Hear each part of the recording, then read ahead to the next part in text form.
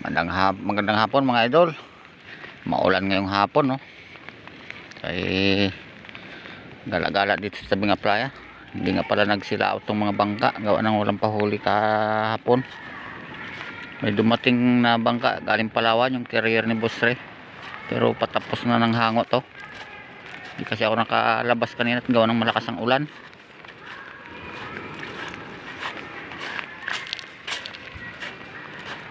Kanina pa to sila naghango nung malakas ang ulan.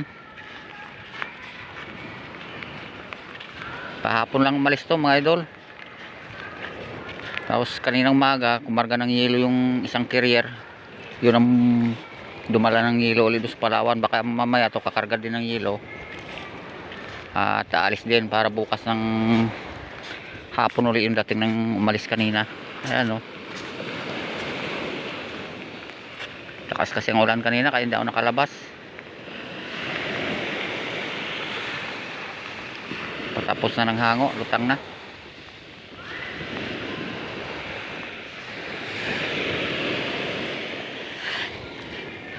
Laki ang kate, kalmang-kalma ng dagat to. Kaya lang talagang malakas ang ulan kanina, mabuti ngayon at naghina-hina na kaya ako nakalabas.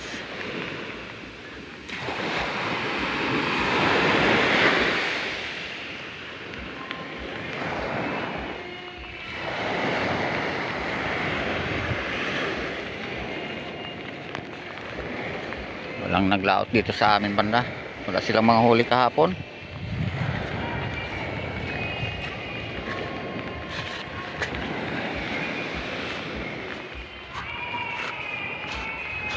Tingnan tong isa kong bangka, baka ito ay nabarahan ng bulibuyan niya ng ano, ng dumi, baka hindi naka ano yung tubig, hindi nakatagas. Tingnan.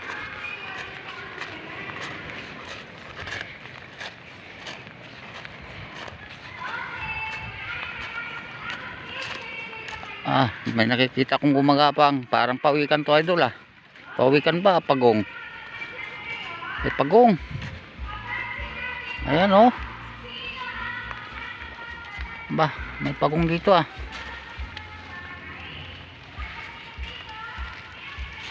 Ito siya nagpailalim sa kasko ng bangka. Pagong.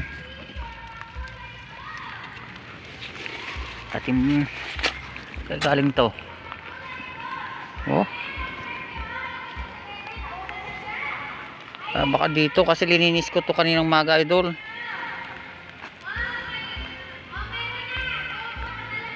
Inano ko mga bagin. Lininis ko. Ating bitawan to sa ilog. Malayo-layo din naman ang ilog. Paano kaya nakarating to dito? Kasi yung bukana ng ilog dito nakaharap yan, oh. Siguro gumapang kagabi. Yung bitawan.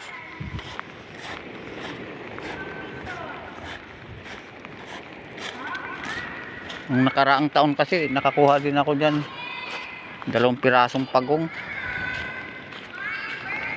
Siguro ay umaakyat.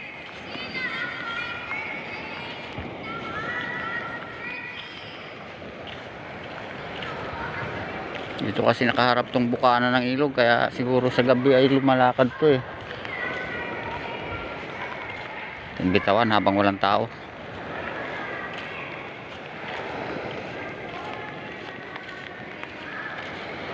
Sana hindi siya makita ng iba, kasi pag nakita to baka hulihin siya. Kawawa naman.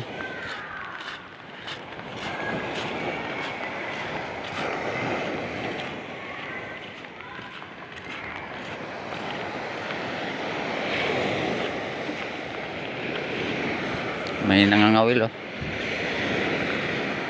sa dagat.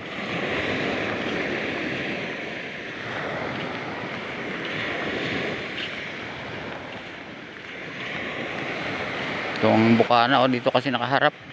Siguro ay umapang to kagabi.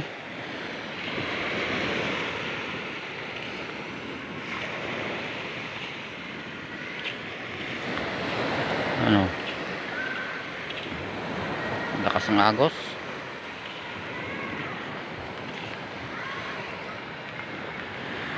Medyo malayo-layo din. Ayun doon ko kinuha sa may tapat ng bangka ko na yun, oh. Siguro kagabi pa to doon. Paglinis ko kanina umaga, baka ito ay lumabas. Ating bitawan sa doon sa taas banda, baka maanod.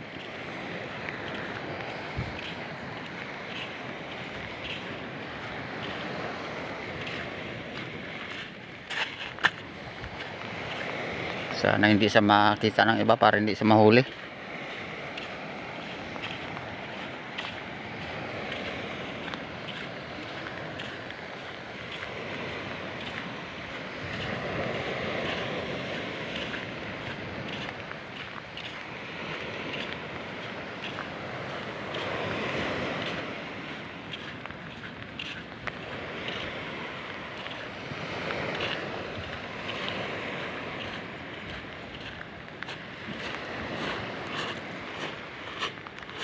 Ulan na doon,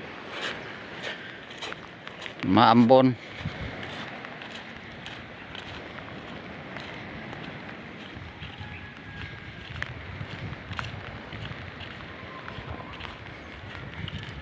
Dito natin bitawan, idol, sa may mga talahib para hindi siya makita. Kawawa naman pag siya nakita ng iba to, kukunin to eh.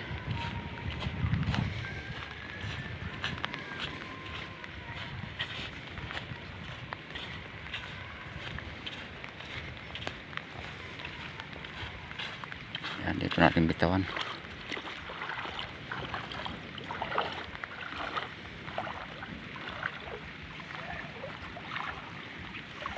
Yan, diyan ka.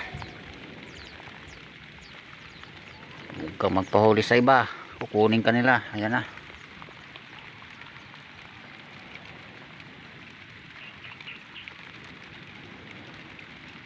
Kalabas ang ulo.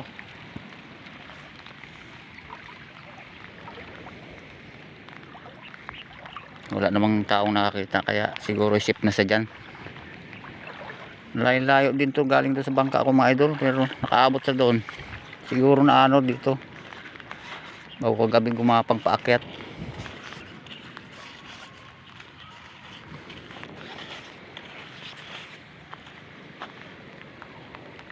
Yun na, gumapang na yata.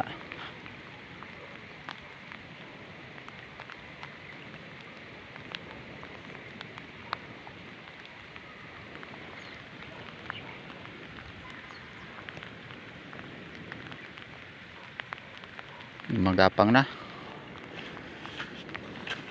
ay babalik na, maambon, lakas ang ambon.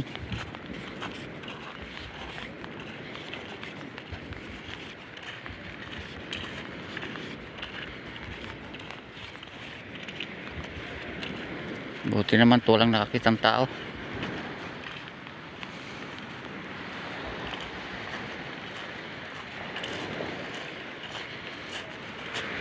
Papunta na sa amin kasi itong bukanan nito eh, oh.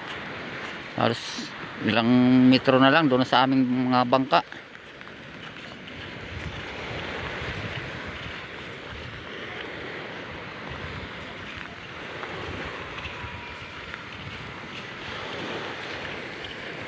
Ang lakas ng agos, siguro eh, naanod kagabi, gawa ng malalaking alon kagabi.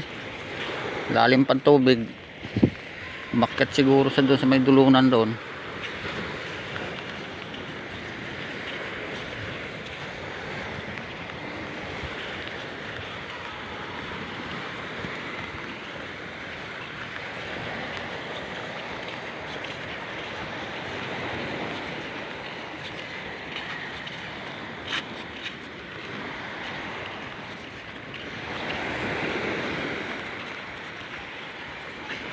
Lakas ng agos eh, oh.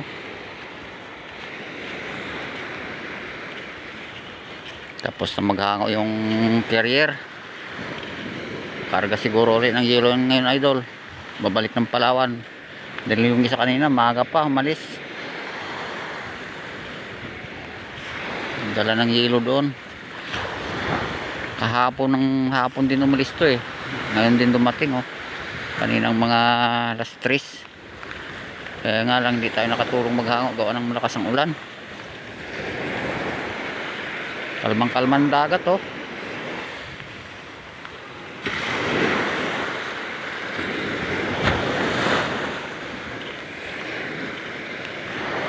Halos malapit lang yung bukana eh. Oh.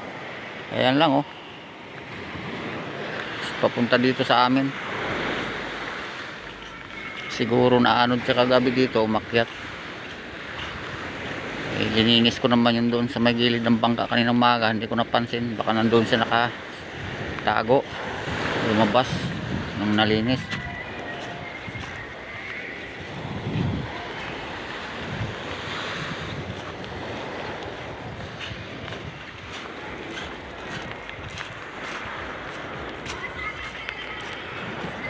Lakas ang ambon.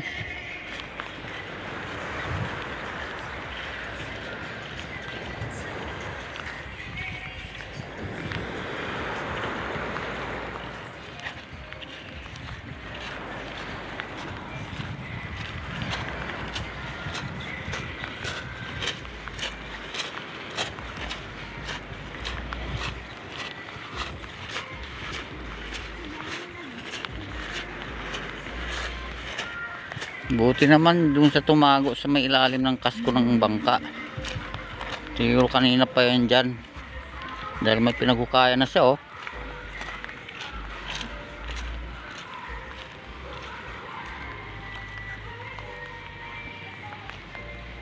Ayan oh, pinagukaya niya sa ilalim oh.